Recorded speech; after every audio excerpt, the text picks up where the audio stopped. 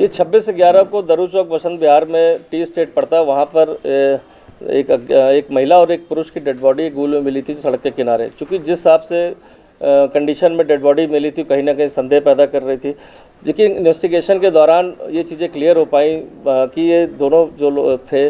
महिला पुरुष, वो कहीं एक दूसरे से परिचित नहीं थे और अलग अलग कामों से, कोई वॉक करने के लिए और कोई अपने अन्य काम से, जैसे महिला थी वो डेली उस रास्तों से जाना था। क्योंकि जिस परिस्थितियों में शव मिला था, सनसनीखेज मामला था, लेकिन कहीं भी इन्वेस्टिगेशन में ऐसे क्लू नहीं आ रहे थे कि जो किसी अन्य साजिश या किसी अन्य अपराध की ओर इंगित करते हो। इसीलिए उसका पैनल से पोस्टमार्टम कराया गया कि सही कारणों का पता चल सके। जब पैनल का पोस्टमार्टम नेक्स्ट डे हुआ तो ये चीज़ें क्लियर होकर आएंगी कि हार्ड एक फोर्सफुली कोई ऑब्जेक्ट के कारण लगने के कारण जो है डेथ हुई और अंदर जो है ब्लीडिंग, इंटरनल ब्लीडिंग हुई और हेड में ब्लीडिंग हुई, जिसके कारण इनकी सडन मौत होने की पूरी संभावना थी।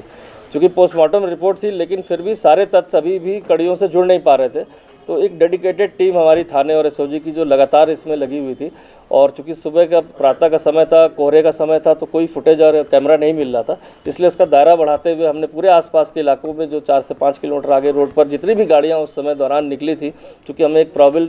सस्पेक्टेड टाइम मिल गया था कि इस टाइम पीरियड के दौरान ही वहाँ पर घटना घटित हुई होगी, उस दौरान हमें बहुत सारी ऐसी गाड़ियाँ मिली और उस गाड़ियों के आधार पर हमने एक एक करके सबको वेरीफाई करना शुरू किया। गाड़ी का एक घटनास्थल पर एक गाड़ी का छोटा सा टुकड़ा भी मिला था हेडलाइट का, उसके फिर हमने वेरीफाई किया कि हर कंपनियों में जाकर कि ये किस गाड़ी का टुकड़ा हो सकता है, जिससे वेरीफाई हुआ कि महिंद्रा की गाड़ी हो सकती है। और इसके बाद हमने उस गाड़ियों को शॉर्ट लिस्टिंग शुरू कर दी।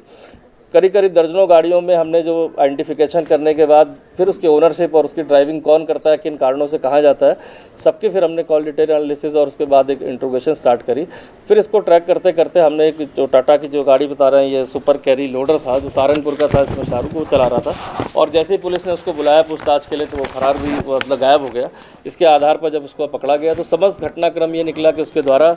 तेज़ गति से गाड़ी चलाई जा रही थी सुबह के प्रातः के वक्त, और हल्की धुंध होने के कारण वह दोनों